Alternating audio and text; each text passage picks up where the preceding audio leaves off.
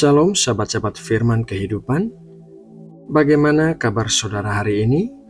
Semoga saudara dan keluarga semuanya berada dalam keadaan yang baik dan senantiasa berjalan di dalam berkat-berkat Tuhan yang melimpah.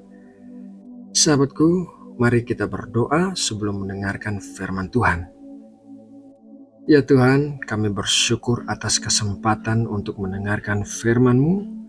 Bukalah hati dan pikiran kami agar dapat menerima setiap ajaran-Mu dengan penuh pengertian dan hikmat.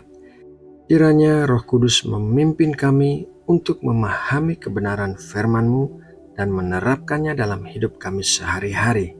Terima kasih ya Bapa, di dalam nama Tuhan Yesus Kristus kami berdoa. Amin. Sahabat-sahabat firman kehidupan yang dikasihi Allah, setelah kebangkitannya dari kematian, Tuhan Yesus menunjukkan dirinya kepada lebih dari 500 murid, dan salah satu murid yang bertemu dengan Tuhan Yesus adalah Thomas. Cara Thomas bertemu dengan Tuhan Yesus sangat unik. Mari kita membaca kisah pertemuan Thomas dan Tuhan Yesus dalam Yohanes 20 ayat 24-29. Tetapi Thomas, seorang dari ke-12 murid itu yang disebut Didimus, tidak ada bersama-sama mereka ketika Yesus datang ke situ. Maka kata murid-murid yang lain itu kepadanya, "Kami telah melihat Tuhan." Tetapi Thomas berkata kepada mereka, "Sebelum aku melihat bekas paku pada tangannya, dan sebelum aku mencucukkan jariku ke dalam bekas paku itu, dan mencucukkan tanganku ke dalam lambungnya, sekali-kali aku tidak akan percaya." 8 hari kemudian, murid-murid Yesus berada kembali dalam rumah itu, dan Thomas bersama-sama dengan mereka. Sementara pintu-pintu terkunci, Yesus datang dan ia berdiri di tengah-tengah mereka dan berkata, "Damai sejahtera bagi kamu." Kemudian ia berkata kepada Thomas, "Taruhlah jarimu di sini dan lihatlah tanganku. Ulurkanlah tanganmu dan cucukkan ke dalam lambungku, dan jangan engkau tidak percaya lagi, melainkan percayalah." Thomas menjawab dia, "Ya Tuhanku dan Allahku." Kata Yesus kepadanya, "Karena engkau telah melihat aku, maka engkau percaya. Berbahagialah mereka yang tidak melihat namun percaya."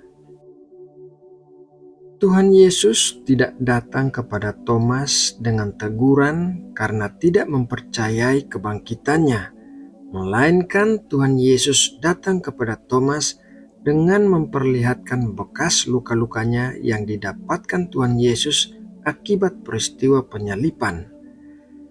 Tuhan Yesus memiliki bekas luka di tubuhnya, bukan karena ia tidak memiliki kuasa untuk memulihkan keadaan tubuhnya, melainkan ia ingin kita mengingat apa yang sudah ia lakukan bagi kita, dan setiap bekas luka di tubuh Tuhan Yesus berbicara tentang betapa besar kasih-Nya bagi kita.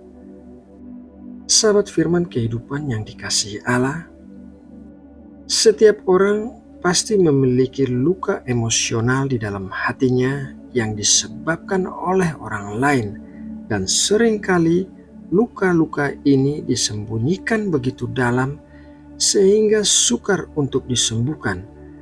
Setiap luka emosional yang tidak disingkapkan maka tidak bisa disembuhkan. Tuhan ingin menyembuhkan setiap luka yang kita derita, tetapi dibutuhkan kerjasama kita untuk menerima kesembuhan itu. Di seluruh Alkitab, kita tidak pernah membaca Tuhan Yesus datang kepada seseorang dengan memaksakan kesembuhan kepada orang itu. Kita juga tidak pernah membaca Tuhan Yesus menolak menyembuhkan setiap orang yang datang kepadanya untuk meminta kesembuhan. Jadi, dibutuhkan kerjasama antara Tuhan yang menyembuhkan dan kita yang bersedia menerima kesembuhan dari Tuhan. Apabila kita bersedia datang kepada Tuhan untuk meminta kesembuhan, maka Tuhan pasti memberikan kesembuhan kepada kita. Meskipun begitu, ada hal yang perlu diperhatikan karena bisa menghalangi kesembuhan, yaitu tidak mau mengampuni orang lain.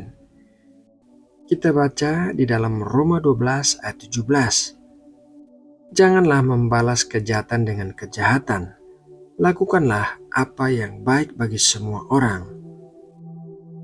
Seringkali orang tidak dapat menerima kesembuhan dalam luka emosionalnya disebabkan karena ia tidak mau mengampuni orang yang telah menyebabkan luka itu. Itulah sebabnya firman Tuhan mengajarkan kita untuk selalu memberikan pengampunan kepada orang lain, bukan demi kepentingan orang itu, melainkan demi kepentingan kita sendiri. Karena apabila kita memegang erat-erat luka-luka kita, maka luka itu tidak dapat disembuhkan. Mengampuni orang lain juga merupakan tindakan iman kita, karena artinya kita mempercayai Allah sebagai hakim yang maha adil, yang tidak akan melepaskan orang yang telah berbuat salah. Kita harus menyerahkan penghakiman kepada Allah, karena Ia Allah yang maha adil. Sahabat-sahabat firman kehidupan yang dikasihi Allah, setiap bekas luka memiliki cerita. Setiap bekas luka membuat seseorang menjadi lebih kuat sehingga bisa memberkati orang lain yang sedang mengalami luka yang sama. Akan tetapi, kita harus terlebih dulu menyingkapkan luka-luka kita kepada Tuhan agar Tuhan dapat menyembuhkannya. Nah, saudaraku yang terkasih, demikianlah renungan firman Tuhan hari ini. Semoga renungan hari ini dapat menjadi berkat yang menguatkan kita semua. Mari kita sama-sama berdoa. Ya Tuhan, kami bersyukur buat hari ini dan semua pengajaran-Mu yang kami terima di sepanjang hidup kami. Firman-Mu adalah makanan kami yang menguatkan dan menopang kami, dan kami memerlukan Engkau seperti rusa yang merindukan air. Kami butuh bimbingan-Mu karena kami tidak tahu apa yang ada di jalanan depan kami. Ya Tuhan, Engkau adalah gembala kami. Ke dalam tangan-Mu kami serahkan seluruh hidup kami sekarang dan sampai selama-lamanya. Terima kasih ya Bapa, di dalam nama Tuhan Yesus Kristus kami berdoa. Amin.